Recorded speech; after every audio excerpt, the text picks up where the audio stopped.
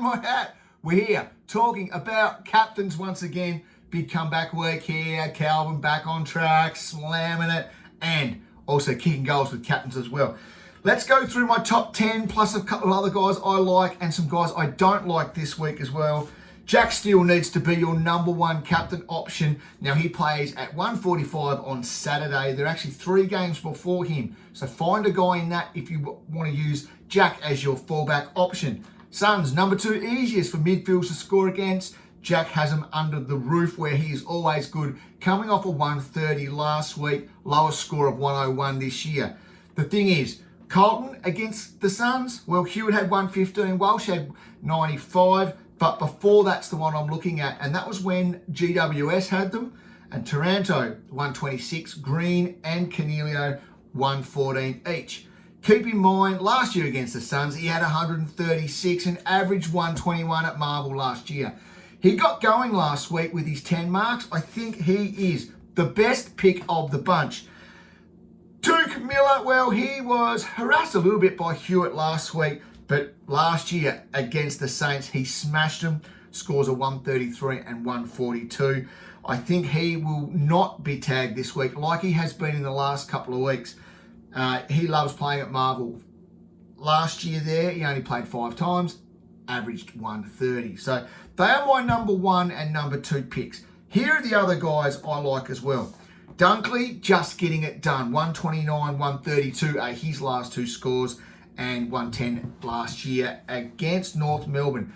Keep in mind, North Melbourne may use Kanye West, aka Kane Turner, to do a little bit of tagging in this one. So keep your eye on guys like McRae, who last year had 94 and 103 against them. Not great, but he was back in the middle last week with a team high CBAs for the midfielders for his 130. So you would assume that he's going to be okay. It's under the roof. His numbers are better at the MCG where he was last week.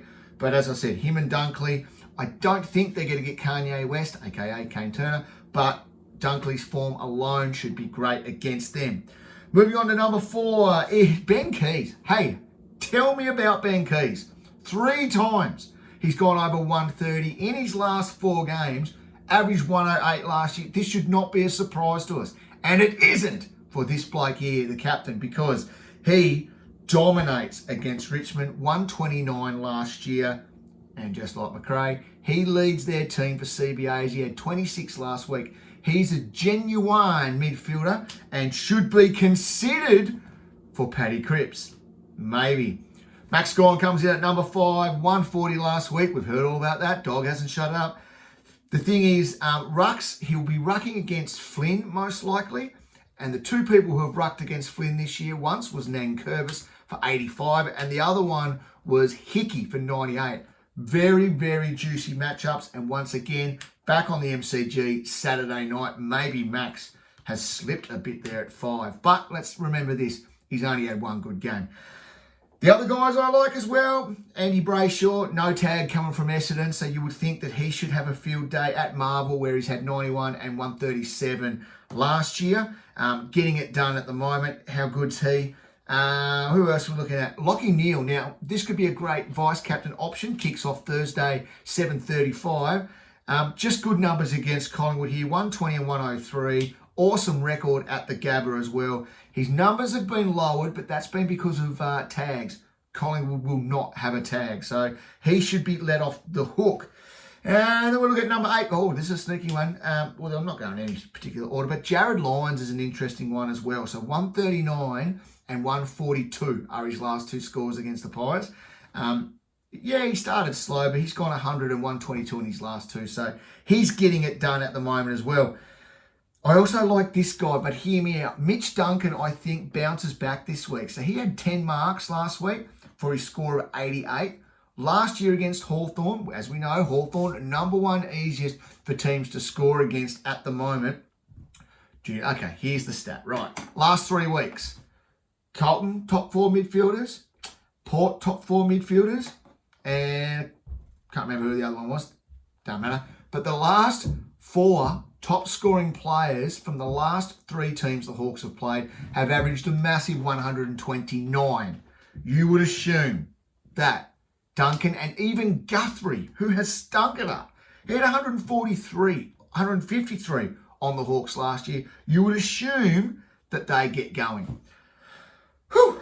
Now, let's have a look at the guys who I tick off. I tick off Taranto up against Melbourne. I like that. I like Parrish against Freo. He had 131 on them last year.